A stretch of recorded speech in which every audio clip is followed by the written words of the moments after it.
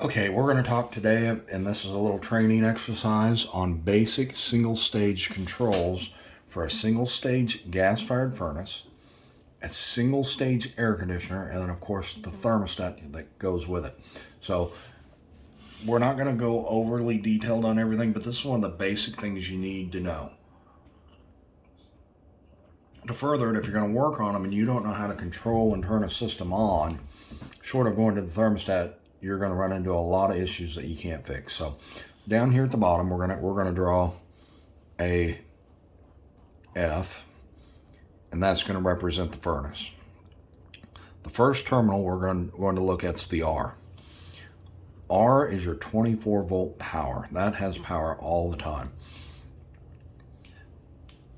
Up here, we're going to have a T for the thermostat. Okay, and inside it, you will have an R terminal also. But you're going to have an RC and an RH. These two have a jumper between them. RC stands for cooling, and this stands for heating. That is for a dual transformer system. We are not dealing with that. That is beyond the scope of this video. This is the basic single stage that we're talking about here. Okay, so they're going to be jumpered together. It has to be there on most basic thermostats, and there needs to be a wire ran from the furnace to the thermostat that goes to either one of these. It doesn't matter which one because they're jumpered. Now, this is 24 volts, so it sends power to your thermostat. It's sitting there waiting all the time. It's always powered, always energized, has to be there unless the furnace is turned off, and then nothing works. So 24 volts is sent to the thermostat. It's waiting. Now we're going to go through a heating call. So the thermostat's set. We said we turned the temperature up to 80 degrees at 70 in the house. The thermostat now routes the 24 volts when that call is made to the W.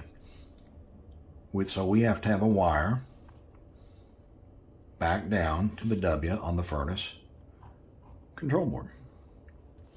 That means 24 volts goes up and comes down. That's all that a thermostat does, is it takes and resends the power down each of the terminals. This RC does not stand for red. We use red as a representation to make it easier. A red wire makes it easier to troubleshoot this later. But you need to verify when you go to these a lot of times, and you need to go up and take the thermostat cover off. You need to take the cover off on the furnace, and you need to see what color is hooked in to the R terminal, what color's hooked into the RCRH. Make sure there's a jumper wire between them. So power gets rerouted from the thermostat, travels back down, comes to the furnace. We now have the heating sequences begun. We have a G.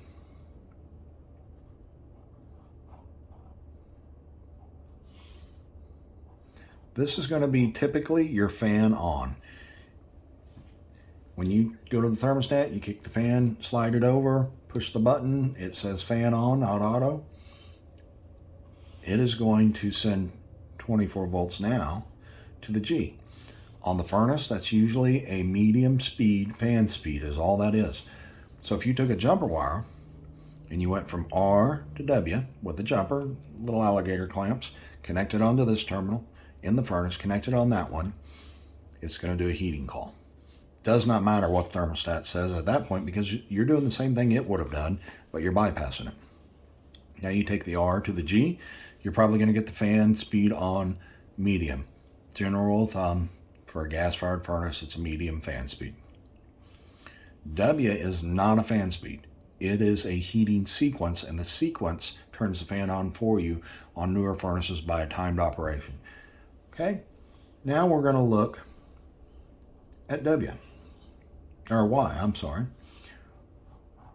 So this is linked in the thermostat to cooling, but here's where a lot of us make the misconception.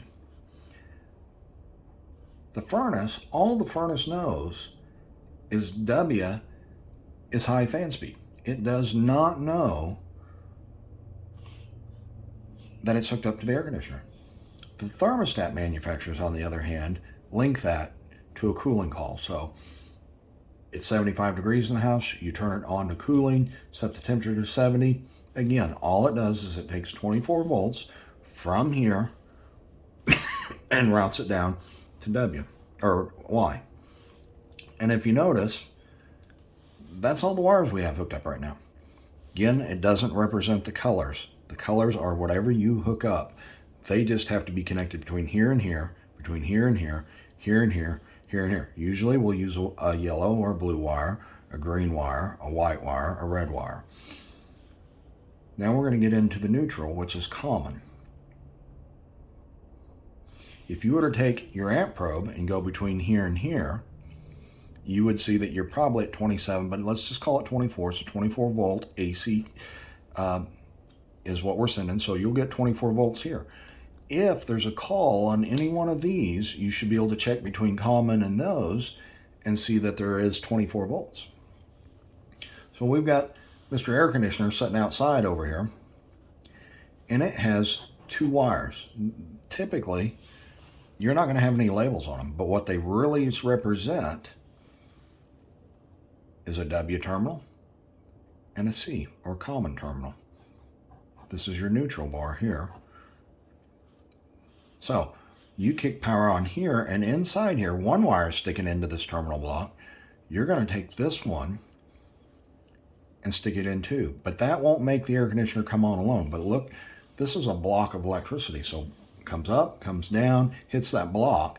So the control board is absorbing power there, which turns the fan on high fan speed.